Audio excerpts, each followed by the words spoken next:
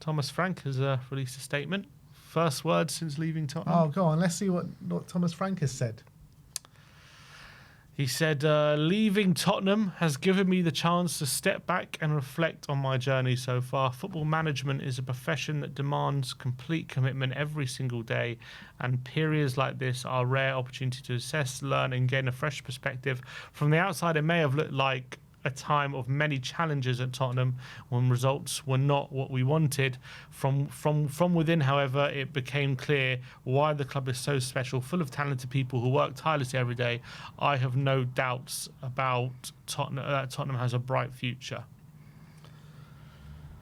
There you go, Tom. And he's also confirmed he will not be taking a managerial role this summer.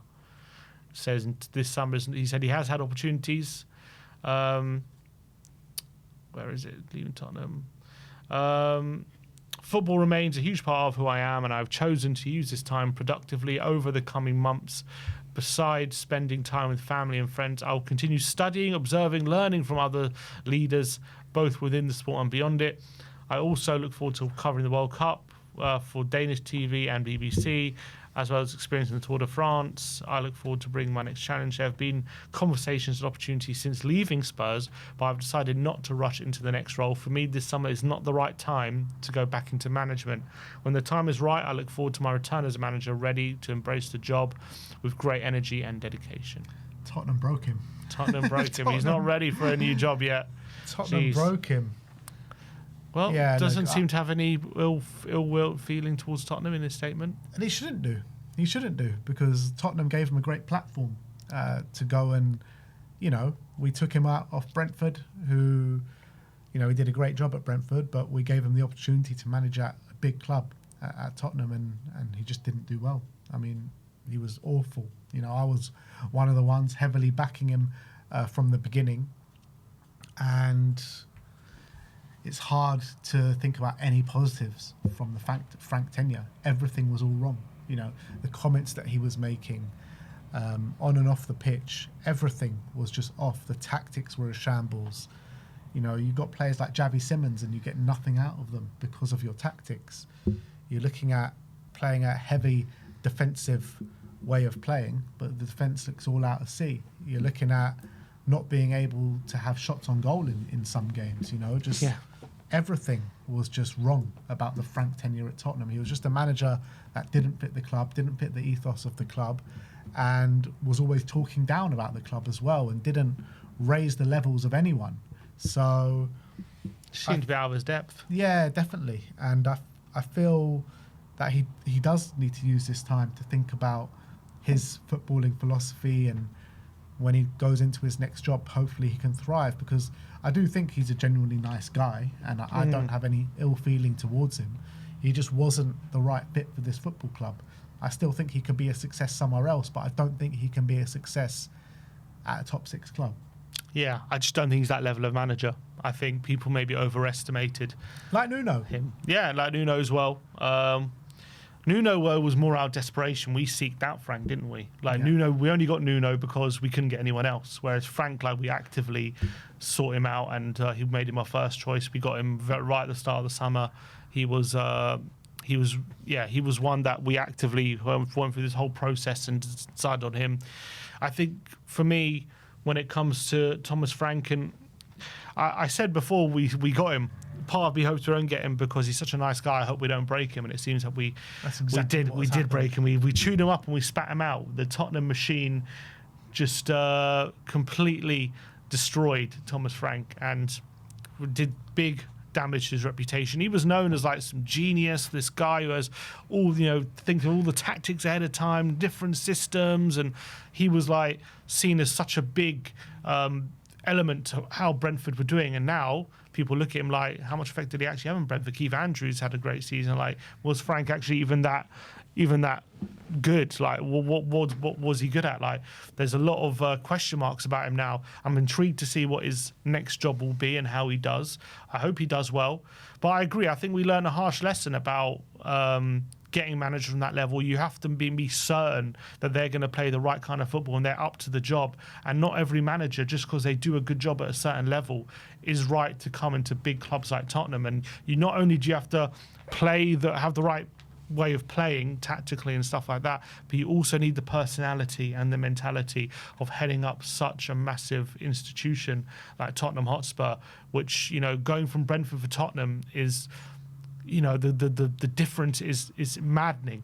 Brentford, you might get a few column inches on you know, down at the bottom of a newspaper. Tottenham, your headline on the back page. It's just completely different. You know, every single word you're going to say is scrutinised. At Brentford, you can very much go under the radar. You could not win 5-10 games in a row, and your job's barely going to be under pressure. Where at Tottenham, you don't win 3 games in a row, all of a sudden people are talking. People are saying, you know, he has to win the next game. All of a sudden it's a crisis. So completely different pressures as well. I just think we didn't do enough due diligence when we looked at him.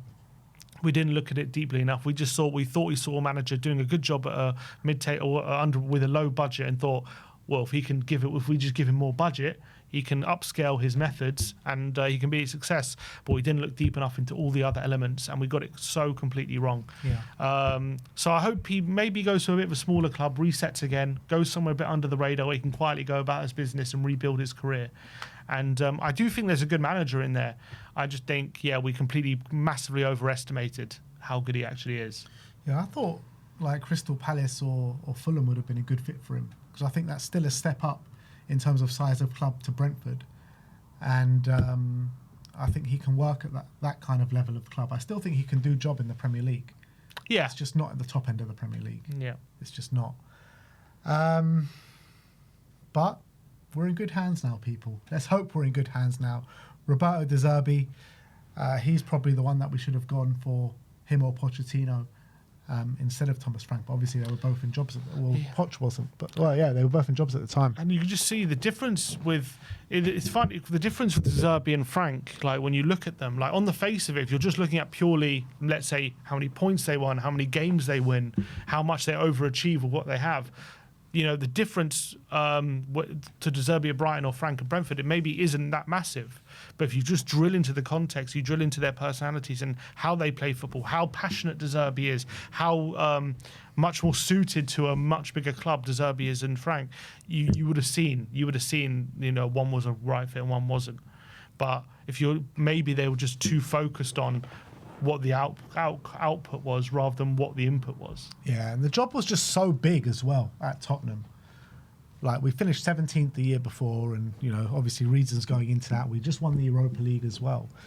And he had such a big task on his hands to get Tottenham back, challenging for European football, you know, trying to take on the football that Ange tried to bring to the club and try and build on that. Because that's literally what he said when he came through the door. Ange did such great work at this football club. It's my job to build on that. And all he did was break it down. I mean, you could look at it both ways. I mean, it is don't get me wrong. I'm not saying it was easy coming in at Tottenham, and Vinay's been saying, look, Frank wasn't given the best set of cards, all this kind of stuff.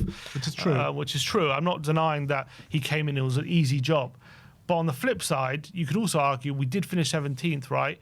It shouldn't be too hard to improve on that. It shouldn't be too hard to get much better than that league position. And he was really failing at even doing that. So, like, there was a kind of bare minimum, which he wasn't even... I think someone said the bar was set on the floor and he was tripping over it. And that's kind of how I see Thomas Frank's time at Tottenham. Yeah, it's true. But it is what it is. He's gone now. Yeah. We're on to better things. We've got Roberto De Zerbi at the helm. And let's hope we have a strong summer and we can attack next season and hopefully get ourselves back into Europe, people. Yeah. And I think, De Zerbi's given us all some hope.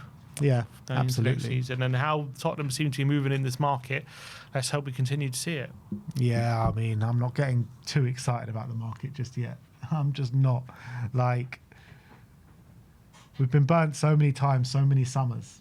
So many failed attempts for players. It's just like, we need to assess it when it's all said and done. I'm just glad we're moving early. Yeah. That's the biggest difference so far, is that we've already got 2 signings over the line and we're looking to be very heavily interested in these 2 players, Savinho and Van Hecke. But they're not over the line yet. They're not over the line yet. But when I hear, and as well, when I hear Langer's the one making the quotes for Robertson, all this kind of, like, why is he doing it? Like, why is he still here? He is leaving. He's leaving. He's not leaving. He is. I hope so. Do you remember before we got Frank? Frank wasn't doing the quotes anymore for Brentford. Yeah, you're right. But we still got Johan Langer doing the quotes for us. You're right. He shouldn't be. He shouldn't be.